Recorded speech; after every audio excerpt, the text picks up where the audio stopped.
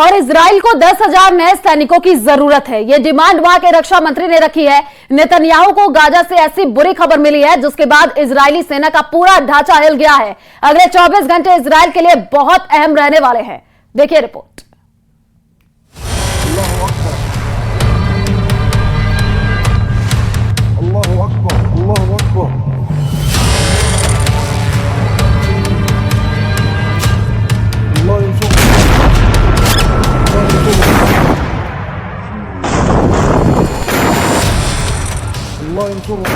इस वीडियो ने इजराइल के पावर सेंटर में तहलका मचा दिया है।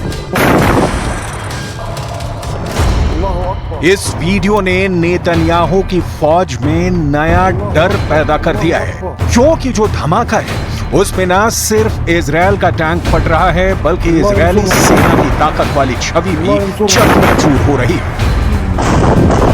अब हुआ क्या, बहुत गौर से देखिए, क्योंकि इस वीडियो ने इजरायली सेना की चूलें हिला दी।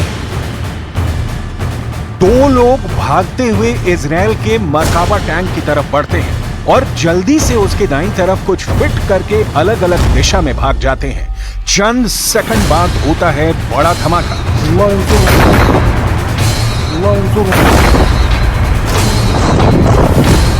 इस तरह इजराइल के शक्तिशाली टैंक मरकाबा पर हमास करता है बड़ा हमला।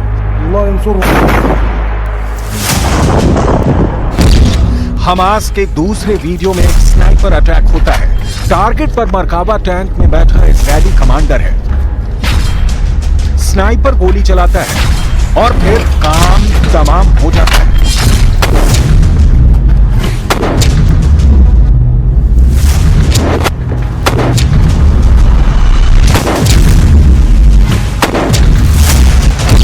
हमास का दावा है कि उसकी अल कस्साम ब्रिगेड ने रफा में एक ही दिन में 4 टैंक फोड़ डाले हैं, जबकि इजराइल ने माना है कि 30 जून और 1 जुलाई के दौरान उसके 44 सैनिक घायल हुए हैं।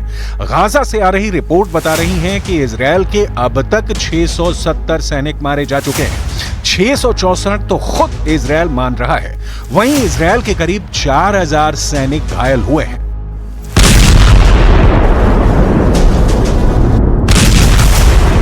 इन आंकड़ों के पीछे इजराइल के मरकाबा टैंक और नीमर बख्तरबंद गाड़ियां हैं जो हमास का आसान टारगेट बन रही हैं।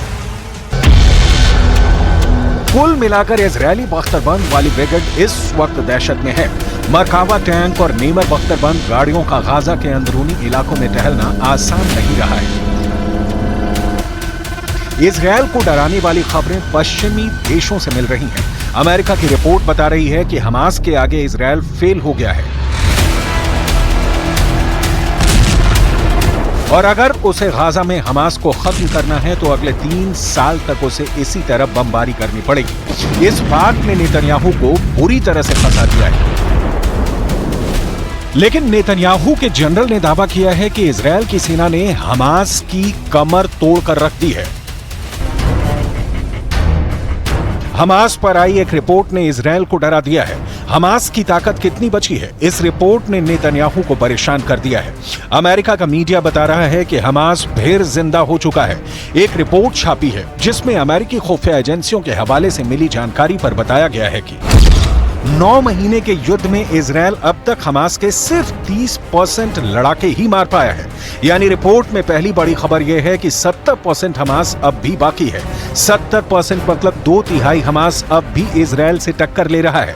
रिपोर्ट में दूसरी बड़ी खबर यह है कि इजराइल ने गाजा में हमास की सिर्फ 35% सुरंगों को तबाह किया है। यानी गाजा में हमास की 65% सुरंग अब भी एक्टिव हैं। यानी 2/3 सुरंगों का इजराइल अब भी पता नहीं लगा पाया है। इस खबर से इजराइल में ऐसा पॉलिटिकल तहलका मचा है कि सब बेंजामिन नेतन्याहू से पूछ रहे हैं कि क्या इजराइल हमास के खिलाफ युद्ध हार रहा है। गाजा में अपनी फौज को नुकसान होता देखकर नेतन्याहू बहुत बेचैन है। ये साफ साफ है कि वो बहुत टेंशन में है, क्योंकि रिपोर्ट के साथ अब हमास के नए नए खतरनाक वीडियो भी वायरल हो रहे हैं। इजराइल के लिए यह मैसेज साफ है कि हमास का चीफ इस्माइल हानिया बहुत एक्टिव है।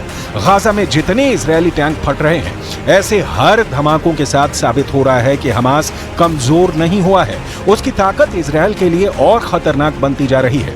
इजरायल की सेना और नेतन्याहू के लिए तो सबसे बड़ी शर्मिंदगी की बात यह है कि 7 अक्टूबर को इजरायल पर हुए हमले का मास्टरमाइंड याह्या सिनवार अब भी जिंदा है, और अब तो ये भी कयास लगाए जा रहे हैं कि पूरी तरह इजरायल का ब्लॉकेड होने के बावजूद वो गाजा से भाग चुका है। यही वजह है कि बेंजामिन नेतन्याहू इस वक्त न सिर्फ गाजा में घिर चुके हैं, बल्कि इजरायल की अंदरूनी राजनीति में भी उनके बहुत से दुश्मन पैदा हो चुके हैं।